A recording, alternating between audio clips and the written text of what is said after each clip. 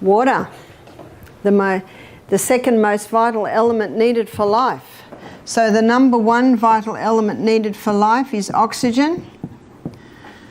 And that's not a surprise, is it? The second most vital element needed for life is water. You can go 3 minutes without oxygen. You can go a couple of weeks without water.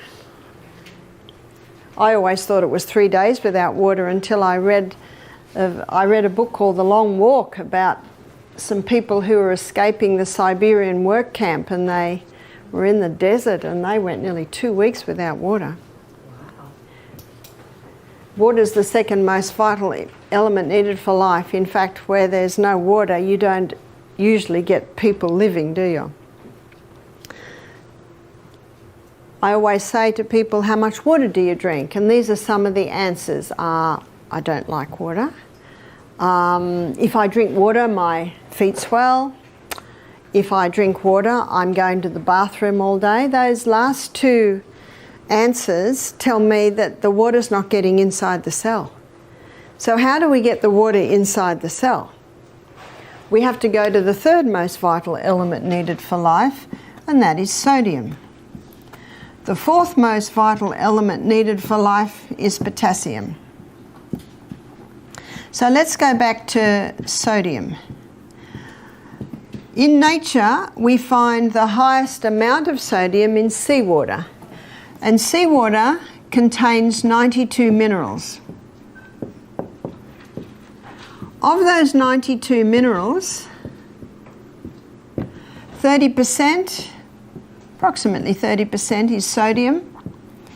And of those 92 minerals, approximately 50% is chloride. Now, because sodium chloride take up the most amount, they're the first crystals formed when the water is evaporated. So what man does is he scoops up the first crystals formed, he bleaches them white, puts aluminium with it so that it runs freely, and there's your table salt. Table salt is a dangerous salt because we now have two very harsh minerals that if you were to inject both of those into the blood, you would die. There's two harsh minerals and they need all the other 90 to soften them and balance them. The highest concentration of mineral inside the cell is potassium. The highest concentration outside the cell is sodium. And in this bilayered membrane that is around every cell, there are sodium-potassium pumps. And these sodium-potassium pumps are ever going like this, maintaining the balance between potassium and sodium. But when someone's not eating enough fruits and vegetables, and that's where you get most of your potassium, and they're putting table salt on everything far too much, what happens now is sodium levels rise and potassium levels drop. There is a small amount of sodium in the cell, but when this happens, you see osmosis and diffusion happens when the highest concentration merges into the lowest. So now sodium levels inside the cell are rising, which they should not, and the cell swells. What's that called? High blood pressure. The doctor is right. Table salt will contribute to high blood pressure. There's a French doctor named Dr. Lelangre, and he's written a whole book on salt. He said, when people come to me with high blood pressure, I put them on Celtic salt. Why does he put them on Celtic salt? Because Celtic salt contains 82 minerals. It's a hand-harvested sea salt. So the minerals are in the Celtic salt in their balanced form. What about Himalayan salt? In many places, Himalayan salt is a lot easier to get. There's about 75 minerals. So it's pretty good. But I prefer the Celtic salt. And one reason is that the Celtic salt has 3 magnesiums. It contains magnesium chloride and magnesium bromide and magnesium sulfate. Magnesium is a water-hungry molecule, And this explains why the Celtic salt is such a moist salt, especially when we've had a lot of rain, because those 3 magnesiums absorb the moisture. And because magnesium is a water-hungry molecule, it can be used to help the water get into the cell. So when you take a crystal of Celtic salt, put it on your tongue, and some say, how big's a crystal? Well, if you've got high blood pressure, start small, about the size of a sesame seed. I don't have high blood pressure, so I might have about 3 times little sesame seeds. Put it on your tongue, your mucous membranes start absorbing the minerals, the magnesium is taken to the cell membrane, and you drink your water, and that magnesium pulls that water inside the cell. It's the quickest way to hydrate a body. The only time excess water drinking can be dangerous is if people drink too much at once and don't have the minerals that are in the Celtic salt to pull that water inside the cell. I've had people complain to me, they say, I'm drinking more water now and now I'm going to the bathroom all day. So I say, are you having the salt? Have a little crystal before every glass of water. And ideally we should be having approximately 8 glasses of water a day. And then I say to them, and don't drink a whole glass at once. I think I mentioned earlier, I drink half a glass as soon as I get up. I go to the bathroom, I drink another half glass. Then I get dressed and have another half glass. But when I start every glass, I have that little bit of salt. So you spread the water over the day. And many people have said to me, thank you so much, that has made a big difference. See, huge water in, it's not long before huge water has to come out. It's like watering a plant. And look how God sends the rain, little by little by little. And when there's a tornado, when there's a torrential downpour, that's when the soil gets washed away and flooding can happen. So remember that with your body. Take it little by little by little by little. It is the best way to take it. Lining our gastrointestinal tract are villi. And on the villi is a receptor site. And that receptor site is to take the glucose through and into the blood. So on this villi, we've got a blood capillaries that go all the way through. Now in that receptor site is a carrier. And this carrier is designed to take the glucose through to the blood. But the carrier will not accept the glucose unless it comes with a molecule of sodium.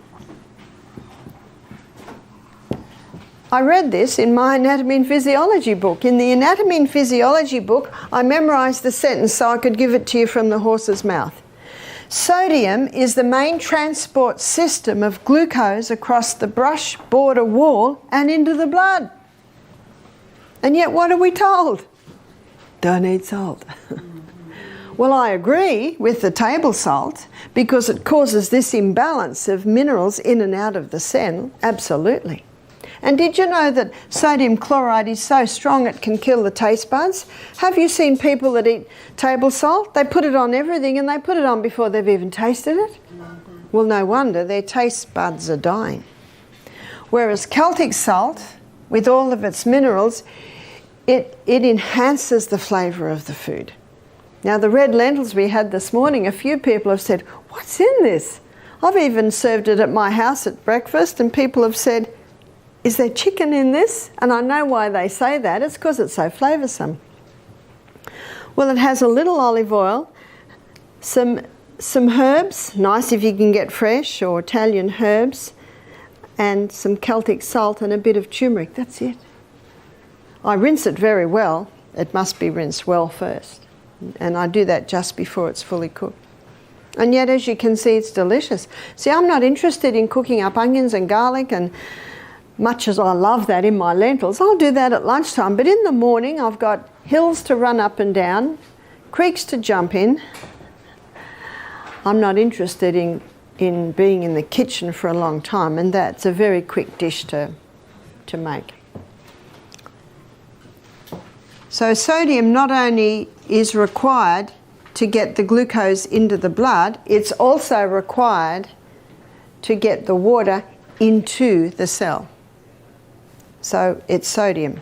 It's the third most vital element needed for life. And you can get that information on the 4 vitals in any anatomy and physiology book, chemistry book, biology book. I'm just giving you the facts here. So as you can see, water is very important. But so is the salt. And again, the potassium is found in all your fresh fruits and vegetables. Calcium cannot get into the cell by itself. It needs vitamin D. When vitamin D is present, the calcium is pulled inside the cell. And remember, I showed you the other day that calcium's called the king because when it gets into the cell, all the other minerals piggyback on the back of calcium. Something else happens. I'd like to go back to this for a moment. When the magnesium's put on the tongue and you have the glass of water, or half a glass, a little bit later the other half glass, that magnesium pulls the water inside the cell. And in the bilaid membrane that is around every cell, there's a little motor. And when the water's pulled through the membrane and into the cell, it causes that little motor to start spinning. And the spinning of that motor gives us a unit of energy. So when you're feeling a little tired or maybe a little bit peckish mid-morning, have the salt and have the water and you'll get a little bit of a pickup. So when everyone's going outside to have their cigarette or their cup of coffee, you have your crystal of salt, your glass of water. Absolutely, if you're working in an office, go outside and find a tree. Remember what the trees are giving off? Life-giving oxygen. Breathe deeply from your abdominal muscle, and that blast of oxygen, remember what the oxygen does at the cellular level? Oxygen will give you 18 times more energy. We've looked at the inside of the workings of the cell a few times, and the way I explain it, it looks like there's one energy cycle per cell, but it is not true. So what I've drawn for you here is a whole lot of little energy cycles. In fact, in the muscle cell, you can have 100 energy cycles to a muscle cell. I can hardly get my mind around that. And that's why the saying that you will receive more energy than you expend on your morning walk, because each one of those little energy cycles will give 18 times more energy if enough oxygen is going into your body. Glucose, it can't get into the cell by itself. It has to have insulin. Insulin's the key that unlocks the door to let the glucose into the cell. And what happens with many people, before diabetes develops, insulin resistance develops. You've heard of insulin resistance? And when insulin resistance develops, the cell's resisting insulin, so the glucose can't get into the cell, so the glucose stays in the blood, and the brain says to the pancreas, more insulin, but the problem's not more insulin, the problem is there's insulin resistance at the cellular level. So what causes the insulin resistance? It's the high carbohydrate, high sugar diet. It's just the cell gets to the point where it says, we've got enough. Sick of the sight of you. So how to recover from insulin resistance is to get the glucose, those carbohydrates right down. Get the fibre up, the good proteins and the healthy fats. That's the best way to recover from insulin resistance.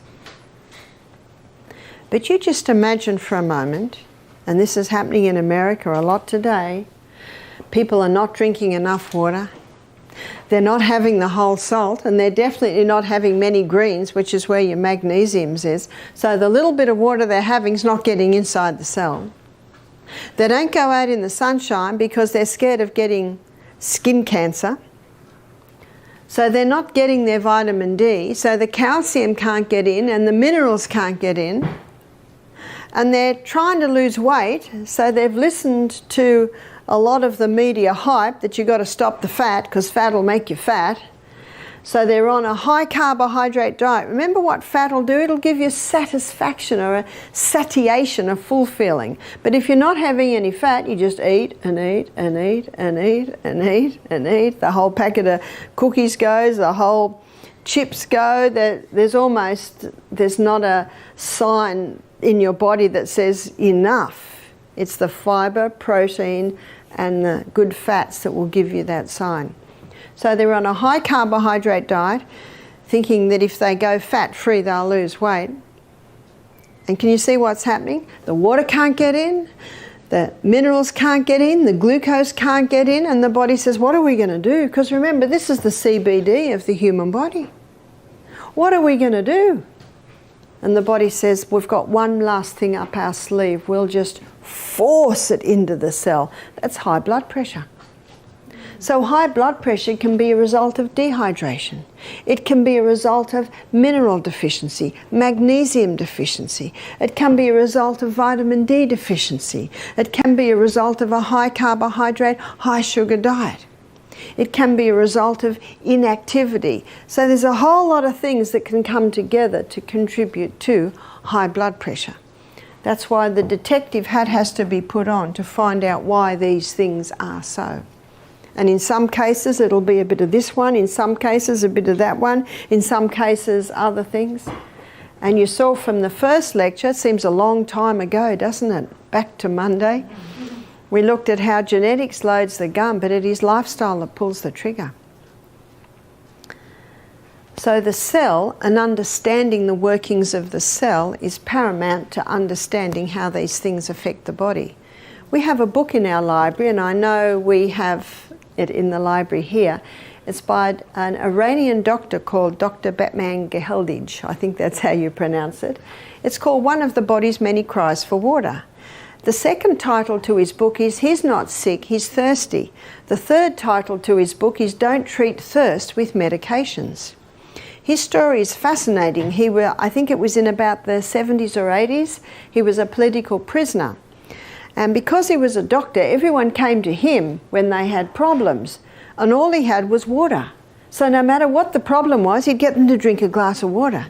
He'd come and see them 15 minutes, he'd give them another glass of water. So usually in half an hour, they had 3 glasses of water.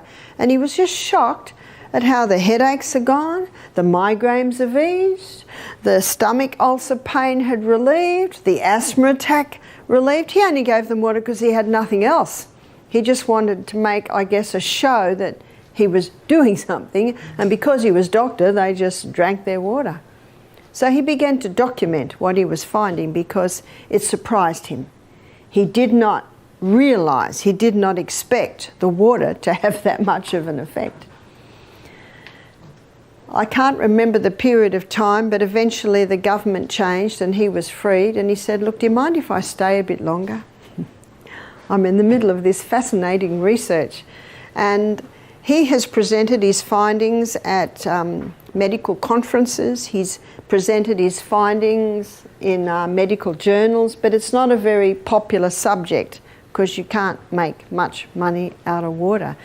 Now you'll understand why the second title of his book is He's Not Sick, He's Thirsty, and Don't Treat Thirst with Medications. It was a fascinating book for me to read, and I'd like to take you inside and look at a few body functions and how they're affected by dehydration. So let's begin at the mouth. Did you know that in a state of chronic dehydration, too much saliva is produced? Some people think a dry mouth is a sign of dehydration. It is, and too much saliva can be a sign of dehydration. You see, when not enough water is going into the body, and how much water should go in? Let's do an assessment of that.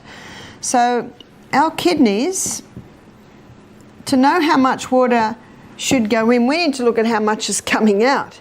So in our kidneys, we urinate out 1.5 litre loss. Now, a litre is the same as a quart. So I'm probably best, because I'm speaking to an American audience, to say quart loss. 1.5 quart loss. Out of the skin, it can be 0.5 of a quart loss.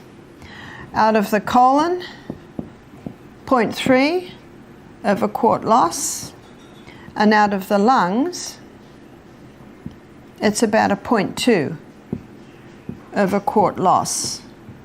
So that equals 2.5 quart loss every day. So 2 quarts is 8 cups. So that's 10 glasses, 8-ounce glasses of water a day is lost out of the body. And we have no reserve tank on the back, do we? The only water that's going in is the water we take in. So we should be drinking at least 2 quarts a day. At least, more if possible. Now at the moment, because you're having a steam sauna every day, I wouldn't be surprised if you've got a 0.8 of a quart loss coming out of your skin because you perspire it profusely. The other half can come in your fruits and your vegetables, maybe your herb teas, vegetable juice through the day. So that's how much water we need. And Dr. Batman Gehaldi, he showed that the first place that we feel that water loss, if we're not replacing the water, the body goes into a form of drought management. And it releases a hormone to manage this drought management. It's called histamine. And if someone has an allergic response to something, what are they given? Antihistamines. You know the best antihistamine is just water. So the first place that water is taken from to try and maintain full blood volume in the veins and arteries is the lining of the stomach. We have a thick mucosal wall lining the stomach, and so now we've got a very thin mucosal wall. Now in that mucosal wall there's sodium bicarbonate, and the sodium bicarbonate is in the mucosal wall to neutralise any stomach acid that might try and get through, and basically protect against stomach ulcers. So what is a stomach ulcer? It's basically a breakdown of the tissues. Now let me give you a scenario here. It was probably about maybe 20 years ago, a couple of Australian doctors in Western Australia discovered that Helicobacter pylori caused stomach ulcers. You've heard of that theory? They even put Helicobacter pylori bacteria into some people's stomach and got stomach ulcers. So we had a man do our program from South Africa, and he and his wife came. He was not interested in being at our retreat, but his wife had paid the full amount, so he came reluctantly. And when I'm talking to him, he's about 57, he did not want to answer my question. He answered them abruptly and shortly. He wasn't annoyed at me. I know he was annoyed at his wife that he was even there. I said to him, "Do you drink water?" "Yep, 2 litres a day." So I just moved on from that. I didn't ask any more questions. I said, "Do you want any medication?" He said, "Yes, I'm on a different antibiotic every month to kill the Helicobacter pylori in my stomach because I have had stomach problems for 25 years. I've been all over the world." So the latest thing he was trying was antibiotics because they found he had Helicobacter in his stomach. I said, "Oh, how long have you been on this program?" He said, 4 months. So he's had 4 doses of Helicobacter pylori, and guess what? It's still there and he's still got the stomach pain. I said, "Are you interested in trying an alternative to your medication?" He said, "No, I'm very happy with my medication. Thank you very much." And I always give everyone respect. I respect everyone's choices. Isn't that our God-given right? Absolutely. I just said, "Oh," and I left it there. Now, after the first lecture where I talked about the body's ability to heal itself, so that we have a problem, we should be looking at how the body heals and work with it. He and his wife, and she was on the medication too, they came straight up to me.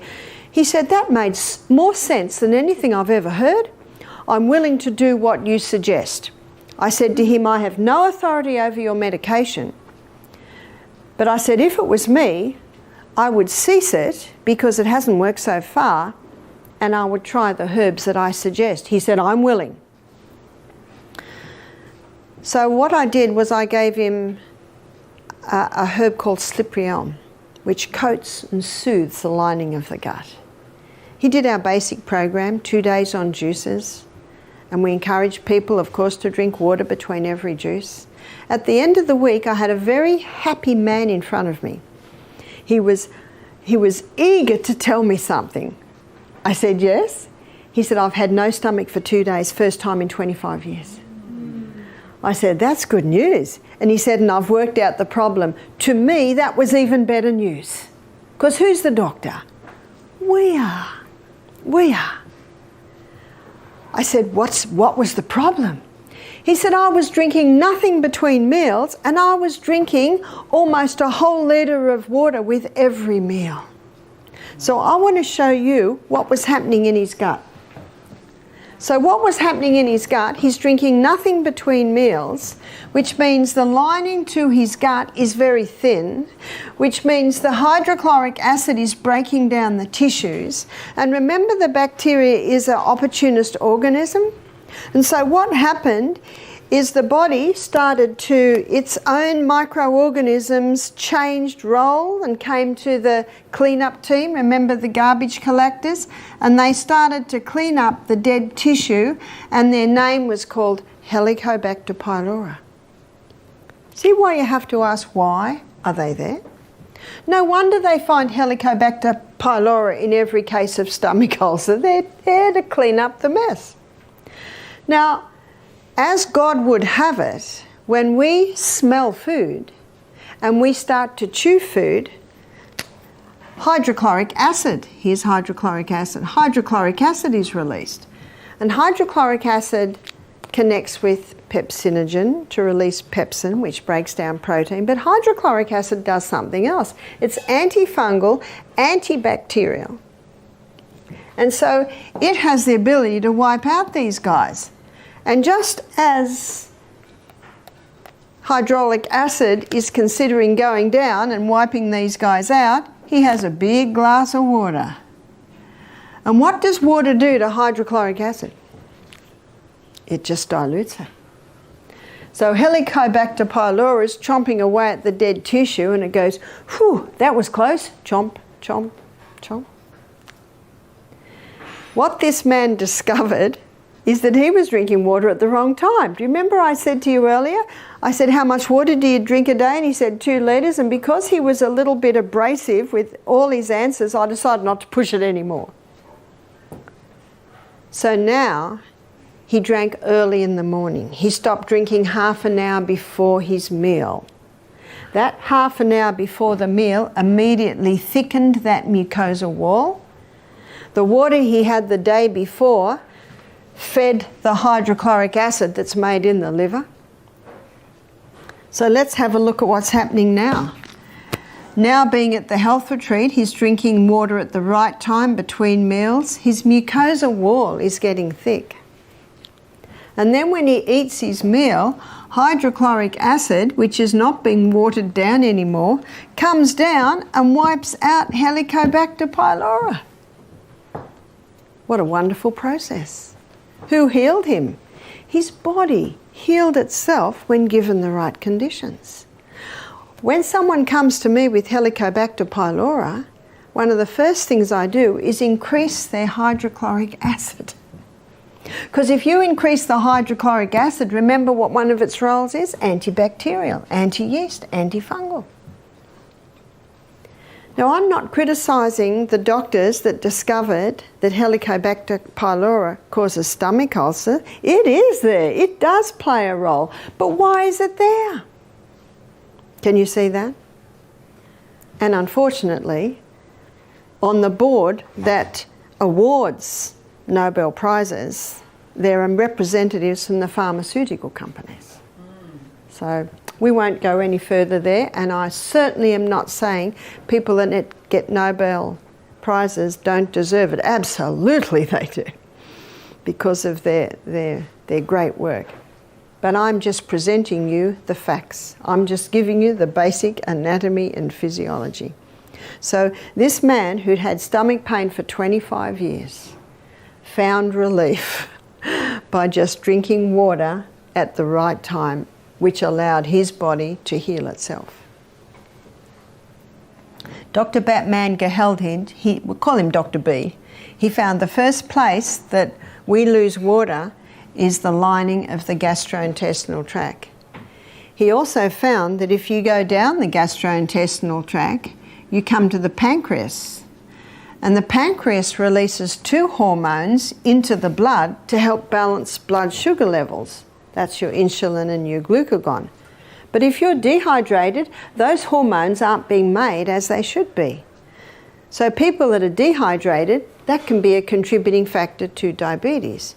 He also discovered that there are hormones released from the pancreas to finalise digestion. So there's pancreatic lipase to finalise starch digestion. Fat digestion.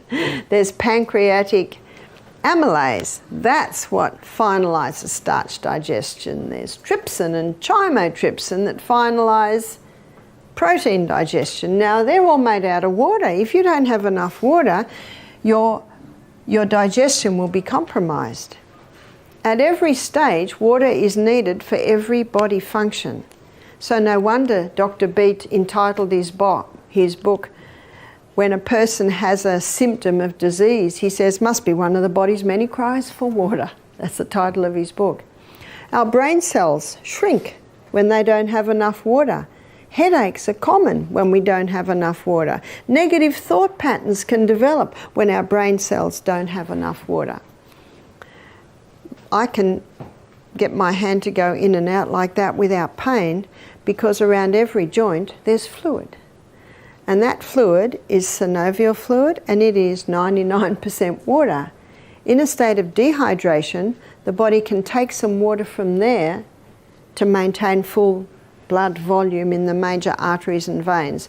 And so if I have pain in there, maybe it's called arthritis, but actually maybe it's just a state of dehydration. Our eyeball moves around in water, so we need water at every single step.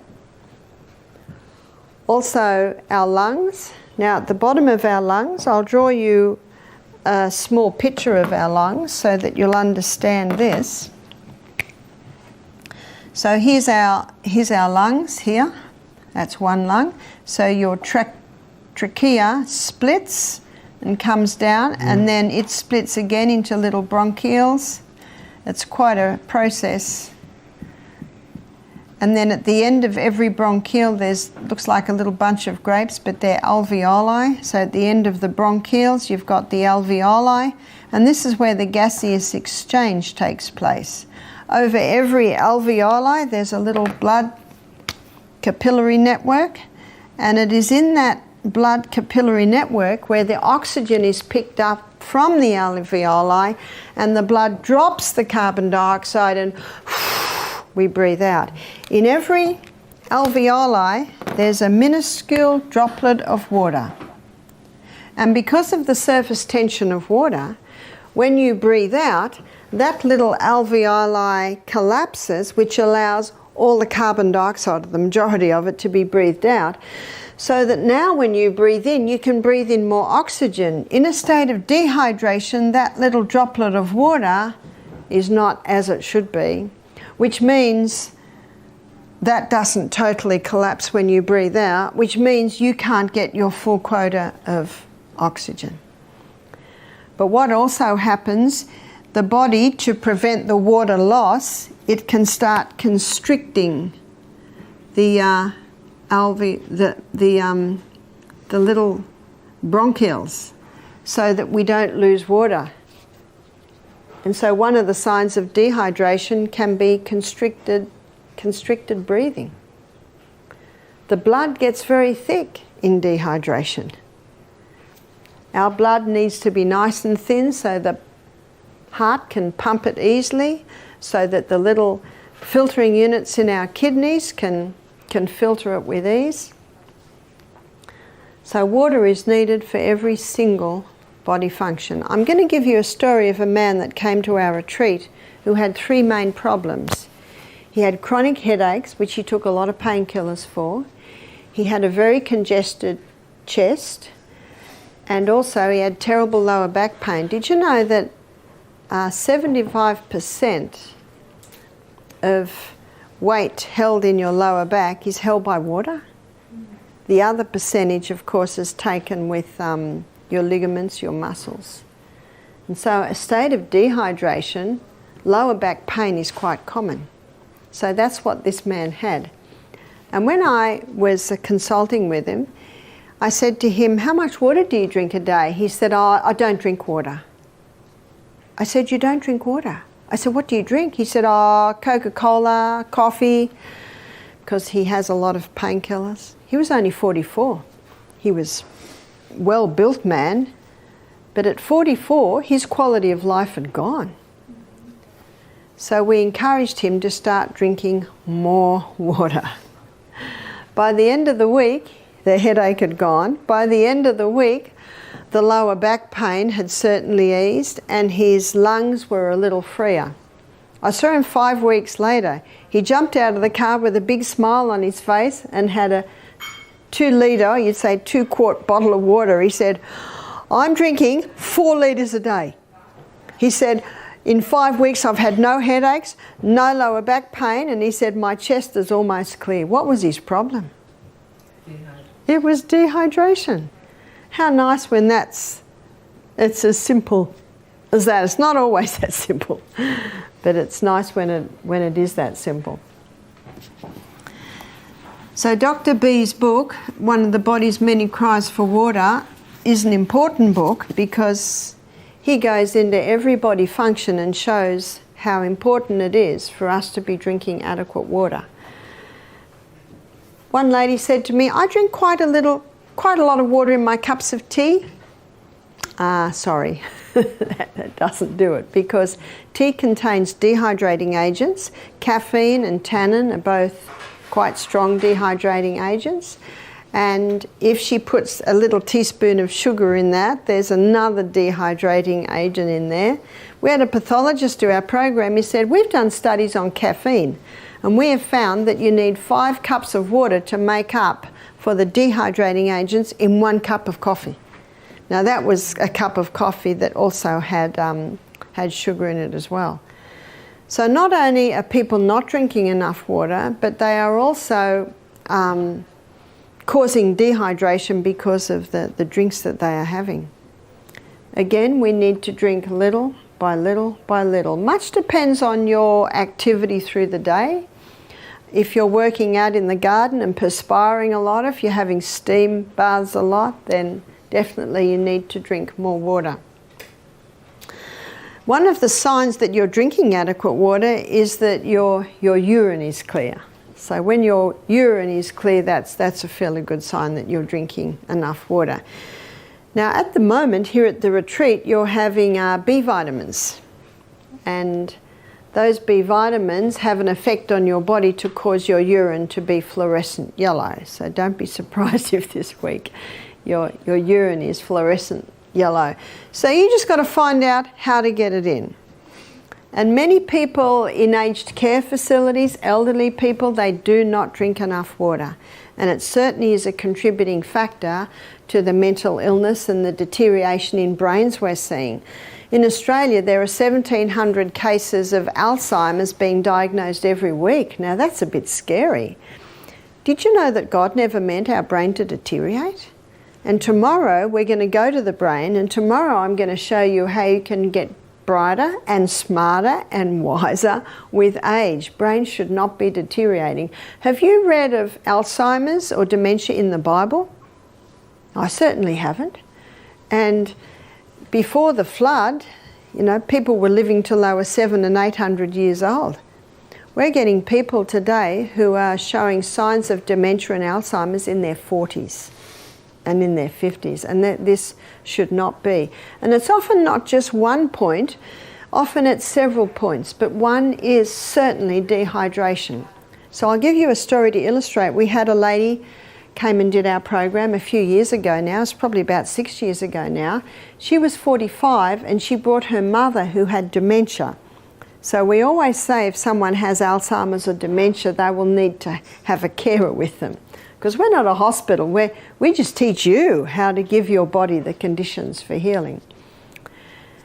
when the mother first arrived, so the mother was probably early 70s, I went into the bedroom and she was just standing there looking out the window. And she looked at me, she didn't seem to even know who I was or acknowledge me. So I talked to the mother, and, well, I couldn't say much to the mother, but I talked to the daughter and I found out she hadn't drunk any water for 2 days. And because she had dementia, her daughter would ask her and she'd say, oh yes, I've drunk lots of water, but she actually wasn't drinking any. And she hadn't been to the bathroom for 3 days. I'm talking about her bowels. So they're two things that we can fix pretty good. So we gave her herbs to get the bowels moving, and we just got her to drink little bits of water. See, a lot of elderly people are put off water because they don't want to have an accident. But if you can explain to them, just have a mouthful at a time. That's reachable. Just have a mouthful at a time. If you have a mouthful of water every couple of minutes, you'll be surprised how much water you can get into the body in a day. So just have lots of little bits. Within 24 hours, this lady had no dementia. She was lucid. She was talking to people, sitting and dialoguing. And the daughter looked at her, and she hadn't seen her mother like this for a long time. You see, I understand what it's like in an aged care facility, because she had her mother in an aged care facility because it was just so difficult to look after her. She really couldn't leave her. That the nurses are so busy, they don't have the time to make sure everyone drinks enough water. And something else happens. When they get them to drink more water, more of the elderly people are having accidents, and then there's a lot more work for the nurses. I understand that. I understand it. I think it's our role to give our body the conditions so we never get there. Is that right? So that when we're getting into our latter years, our kids will want us to live in the little granny flat because we're going to mind the children. We're going to put the washing on the line. Oh, that's right, you put them in the clothesline. They do the ironing. They chop up the vegetables. You know, I say they're queen mother activities. You know, slow down a little bit. But how helpful is that for most busy families to have the mother or the mother-in-law there who's got a clear mind and can be of a help? I understand why so many are put in aged care facilities, because they can't be looked after. One lady said, my mother gets up at 3 in the morning, she goes to the people next door, she puts the clothes on off their clothesline. Oh, and my mother was found down the middle of the road naked. You know, that's very hard, and I feel so much for the person, because, you know, that's very debilitating for the mind to deteriorate like that. And so here we had this lady who got her faculties back within 24 hours because we got her bowels working and she started to drink more water. She really liked the salt. And if you give salt to someone, you know, what's the next thing they do? They reach for the water. So this daughter and her mother, the daughter's name was Isabel, she decided to book in for the next week. So she stayed for 2 weeks. She hadn't seen her mother like this for 10 years. Halfway through the second week, she rang up the aged care facility, she cancelled her room, and she brought her back home. And she lived with her for another 10 years. She eventually, I think, had a heart attack in her early 80s and passed. But what a lovely thing that could happen. So the scary thing about that story is how many people are losing their minds, are in aged care facilities, that if they just had someone who could work with them and get these body functions working well, would be okay. But as I said, the person we can work on is ourselves. And when our friends and relatives see the effect of what these lifestyle changes are doing, then they'll be inspired to make the changes too, we hope and we gather. So I want to give you a few Bible verses that illustrate the body. So we've got Romans chapter 12, verses 1 and 2. The Bible says, I beseech you therefore, brethren, by the mercies of God, that you present your bodies living sacrifices. What's a living sacrifice? It works well. that we present our bodies living sacrifices, holy and acceptable to God, which is your reasonable service. Do you know why it's so reasonable? Because we're living in the body. And it's nice living in a body that works. But notice verse 2, it says, be not conformed to this world. Now we all know what that means. Just go to the fast food shops. Isn't that the way the majority of people live? Be not conformed to this world, but be transformed by the renewing of your mind. When you're transformed by the renewing of your mind, you get a clear mind. And I think you'll agree with me. Are you finding now, what are we now? Sunday, Monday, Tuesday, Wednesday, Thursday, Friday. You're on your 6th day of being at the retreat. Do you find your mind is clearer? And when your mind is clearer, you can make the decision to surrender yourself to God. So that's why it means, be not conformed to this world, but be transformed. That's what God wants to do in each one of us, not just transform our bodies, but transform our minds. Be not conformed to this world, but be transformed by the renewing of your mind. And part of renewing your mind is doing what you've just done for 6 days. You've got a clearer mind. So be not conformed to this world, but be transformed by the renewing of your mind, that you may prove what is that good, acceptable, and perfect will of God. Who do we prove it to? Well, you're going to be proving it when you leave the property. You'll be proving it to everyone you meet, to your family when you go home. And remember, the most powerful testimony you can give is just you. You're happier. You're easier to live with. You're actually looking good. So let's define that again. Be not conformed to this world, but be transformed by the renewing of your mind, that you may prove what is that good, acceptable, and perfect will of God. And what's the perfect will of God? We find that in 3 John chapter 1 verse 2, where he says, Beloved, I wish above all things that thou mayest prosper and be in health, even as thy soul prospers. That's God's will for each human being on this planet, isn't it? God has no delight in the suffering of humans. And yet the turning around, you can see why I chose those 2 verses. I think they encapsulate it very nicely. So the turning around, the transforming of the mind, the first step really is to drink more water, going to bed early, eat more food. Then your mind becomes clear and you start to see things clearly. And that's when you can make a decision. No, I want to do what is right. I want to show respect to this incredible body that God has given me. I want to be a faithful sentinel over the body that God has given me.